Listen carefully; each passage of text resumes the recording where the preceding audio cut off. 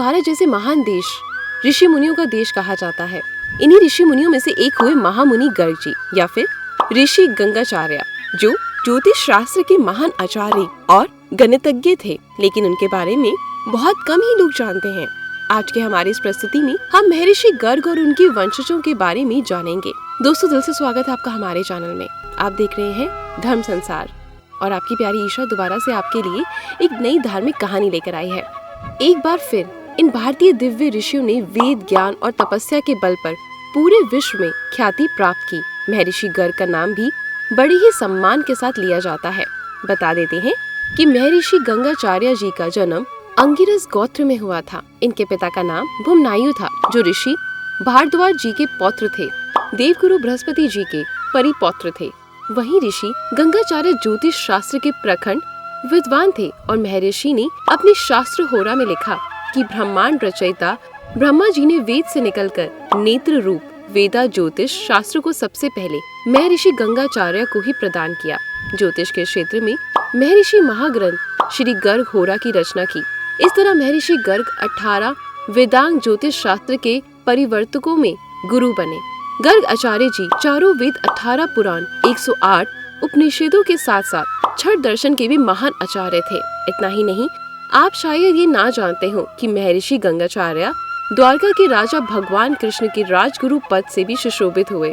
इसी कारण से गुरु ब्राह्मण कहलाए। महर्षि गर्ग से ही शिक्षा ग्रहण करके कृष्णा जी अपनी प्रजा का पालन किया।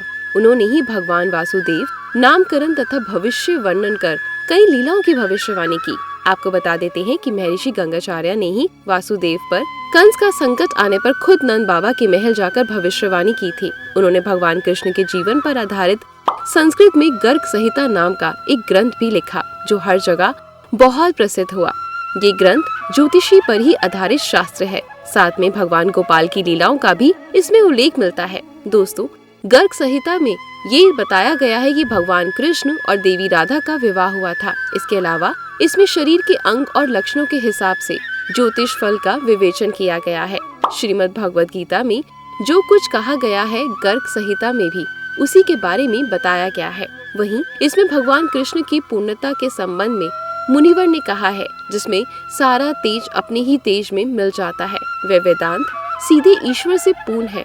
इतना ही नहीं, मुनि गर्ग ने भगवान शंकर का विवाह माता पार्वती के साथ संपन्न करवाया था।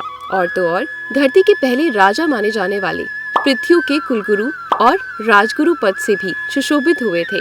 दोस्तों, मान्यता है कि महर्षि गर्ग आज भी हिमालयों की गुफाओं में कई ध्यान स्थान है, क्योंकि कहीं भी उनकी मृत्यु के बारे में कोई जानकारी हमें नहीं मिलती।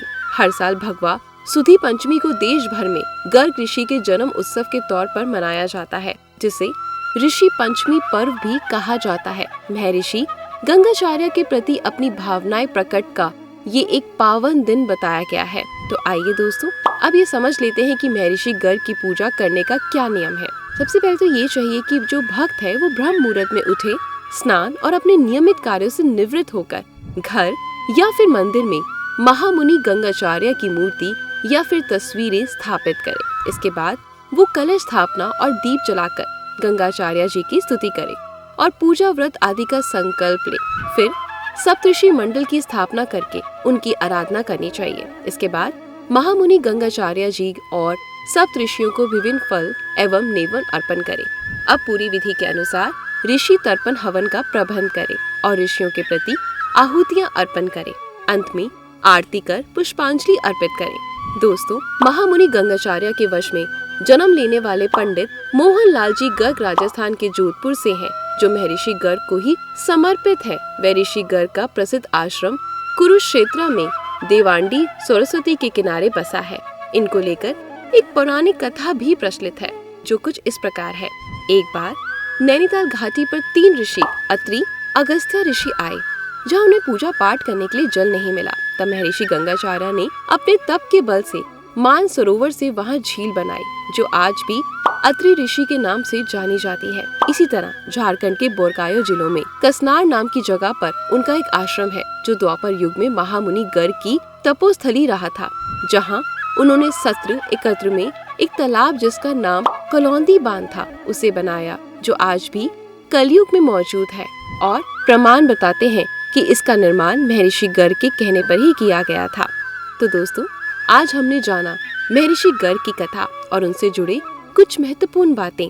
आज की ये प्रस्तुति अगर आपको अच्छी लगी हो तो अपने मित्रों और रिश्तेदारों के साथ साझा जरूर करें और ऐसे ही आध्यात्मिक और धार्मिक जानकारियों से जुड़ने के लिए हमारे चैनल को सब्सक्राइब करें और हमारी वीडियो को लाइक और शेयर करना बिल्कुल भी ना भूलें।